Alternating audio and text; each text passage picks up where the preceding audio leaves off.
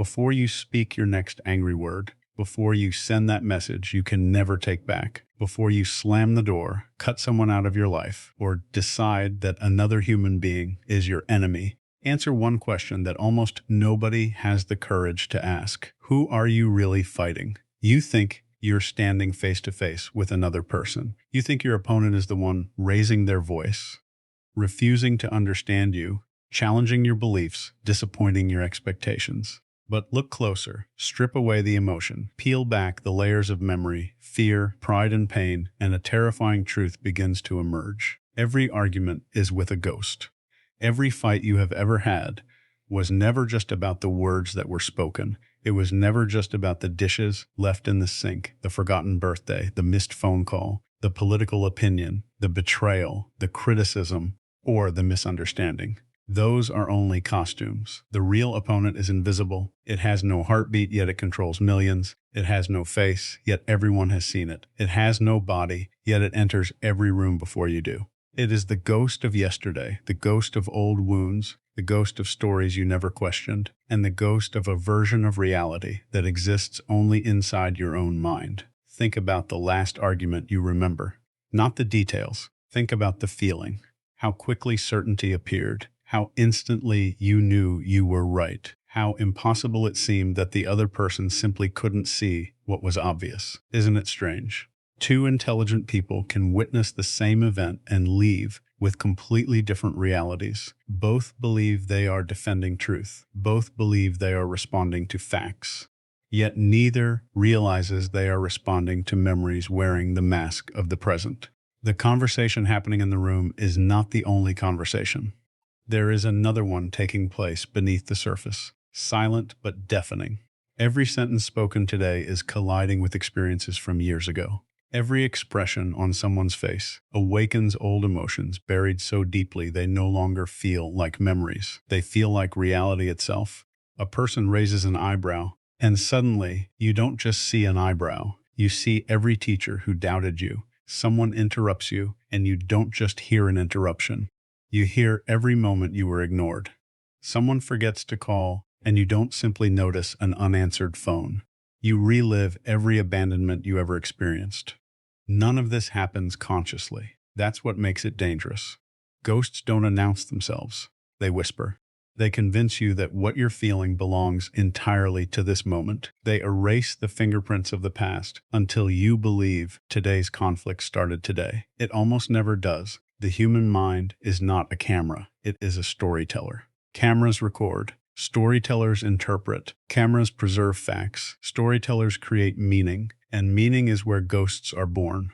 The moment something happens to you, your mind asks questions. Why did this happen? What does it say about me? Can I trust people? Am I safe? Am I enough? The answers become stories. Stories become beliefs. Beliefs become expectations. Expectations become filters. Then one day someone walks into your life, says a single sentence, and unknowingly activates an entire history that has nothing to do with them. You don't react to what they said. You react to everything your mind connected to it. This is why the smallest disagreements sometimes explode into wars. On the surface, it makes no sense. One forgotten chore becomes a screaming match. One harmless joke ends a friendship. One misunderstood text message destroys a relationship that took years to build.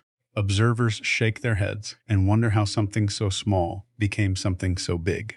They are measuring the visible argument while ignoring the invisible one. The visible argument is only the spark. The invisible argument is the mountain of dry wood collected over decades. The explosion was never caused by the match alone. It was caused by everything waiting to burn. Imagine carrying a backpack from the day you were born. Every disappointment becomes another stone. Every humiliation becomes another stone. Every rejection, every broken promise, every insult, every betrayal adds weight. Eventually, you forget the backpack is even there because you've carried it for so long.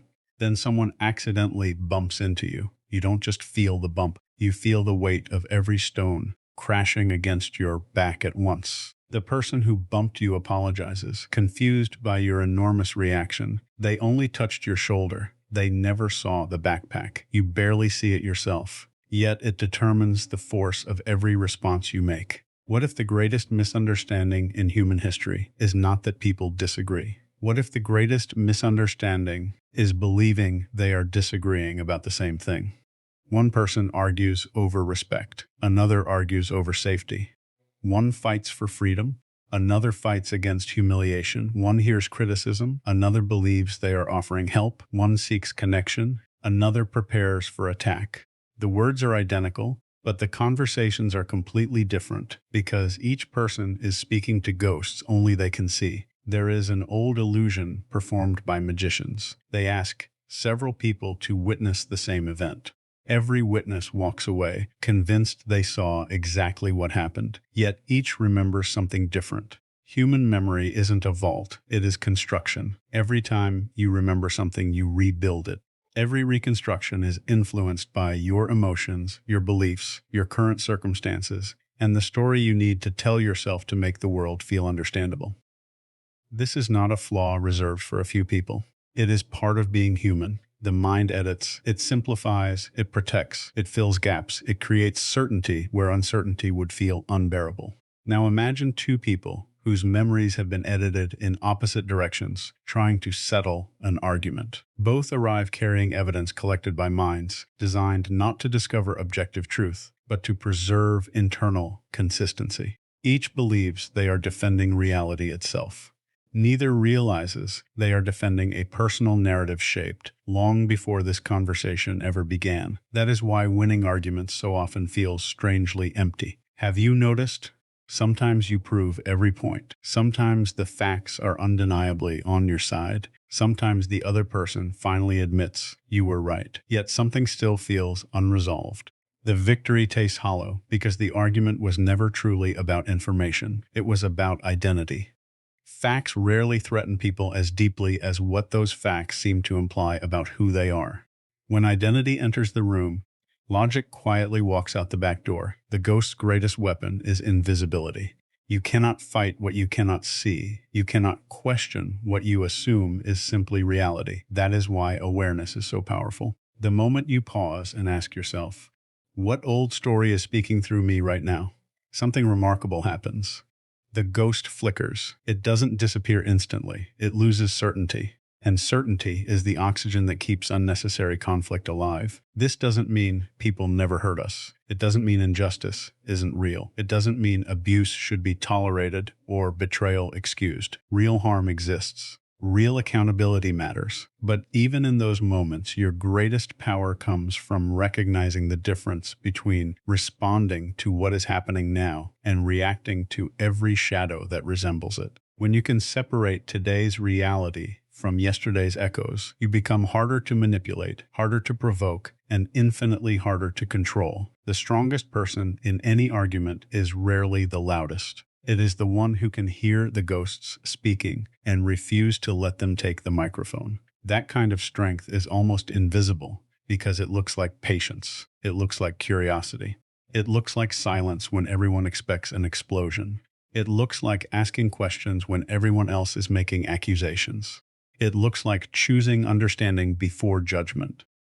These actions appear small from the outside, but they require extraordinary courage because they demand that you challenge the one voice you trust more than any other, your own. The next time anger rises inside you with astonishing speed, don't ask only what the other person did. Ask what ancient door inside you just swung open. Ask why this moment feels familiar. Ask which old fear suddenly believes it has returned. Because if you never question the ghosts you carry, they will introduce themselves to every person you meet. They will speak through your words, shape your decisions, distort your relationships, and convince you that strangers are creating pain that actually began long before they arrived. And until you recognize them, you will spend your life believing you are fighting people, when in truth you are fighting echoes. The frightening part is not that ghosts exist. The frightening part is that they learn your voice. They become so familiar that you stop recognizing them as separate from yourself. Their whispers become your thoughts. Their fears become your instincts. Their assumptions become your certainty. Eventually, you no longer ask whether a belief is true. You ask only whether it feels true. And feelings, while deeply important, are not perfect witnesses. They are historians with selective memory, librarians who sometimes misfile the books, artists who paint over details to make the story emotionally complete. That is why two people can walk away from the same conversation carrying entirely different emotional realities. Neither is necessarily lying. Neither is necessarily trying to deceive. They are simply reporting what their ghosts allowed them to experience. Have you ever noticed how quickly your mind finishes other people's sentences? Someone begins to speak, and before they reach the end, you already know what they really mean, or at least you think you do. Someone says, "We need to talk," and before another word is spoken, your heartbeat changes, your muscles tighten, your breathing shifts. In a matter of seconds, your imagination races ahead, constructing scenes that have not happened, assigning motives that have not been confirmed, preparing defenses against attacks that may never come. What changed? Certainly not reality. Reality has barely moved. What changed was the story inside your mind, and once the story begins, everything else is recruited to support it. This is one of the oldest tricks the human brain performs. It prefers prediction over uncertainty. From an evolutionary perspective, that preference makes sense. If your ancestors waited for complete certainty before reacting to danger, they often didn't survive long enough to pass on their genes. The brain evolved to make rapid judgments because hesitation could once mean death. But the modern world presents a different challenge. Most conversations are not life or death struggles. Most disagreements are not attacks on survival. Yet the ancient machinery inside us often cannot tell the difference. It hears disagreement and prepares for danger. It hears criticism and prepares for exile. It hears rejection and prepares for catastrophe. The body reacts first. The reasoning mind arrives later, often with one assignment: justify whatever reaction already occurred. That is why arguments can feel strangely automatic. Someone says something, you react. They react to your reaction. You respond to theirs. Soon both of you are speaking words that neither planned to say. It feels as though something larger has taken over the conversation. In a way, something has. Not a supernatural force, but a deeply human one. Old emotional patterns begin driving the interaction, like invisible hands gripping the steering wheel, while your conscious mind sits in the passenger seat, believing it is still in control. Think about how many times you've replayed an argument long after it ended. Hours later, perhaps days later, you're still having the conversation in your head. Suddenly, the perfect comeback appears. The perfect explanation arrives. The perfect accusation finally forms. You argue with someone who isn't even present. You defend yourself against silence. You win imaginary debates. You lose imaginary debates. You relive moments that no longer exist. Why? Because the conflict was never confined to the room where it happened. The physical conversation ended. The psychological one continued. Ghosts have no respect for clocks. They don't care whether the other person has moved on. They only care that the emotional story remains unfinished. This is why unresolved pain is so exhausting. It consumes energy without producing progress. It asks the same questions over and over while rejecting every answer that doesn't fit the original narrative. It tells you that one more replay will finally bring peace. One more mental rehearsal. One more imagined confrontation. One more explanation. Yet peace rarely arrives that way because ghosts cannot be satisfied by arguments. They survive on repetition. Every replay strengthens the emotional pathways that keep them alive. There is another illusion that quietly shapes almost every disagreement. It is the illusion that understanding someone means agreeing with them. These are not the same thing. You can understand why someone believes what they believe without believing it yourself. You can understand why someone acted the way they acted without approving of their actions. But ghosts dislike this distinction because understanding reduces fear, and fear is the fuel they need. If the other person becomes understandable, they become less monstrous. If they become less monstrous, your anger loses its certainty. If your anger loses its certainty, the ghost begins losing its influence.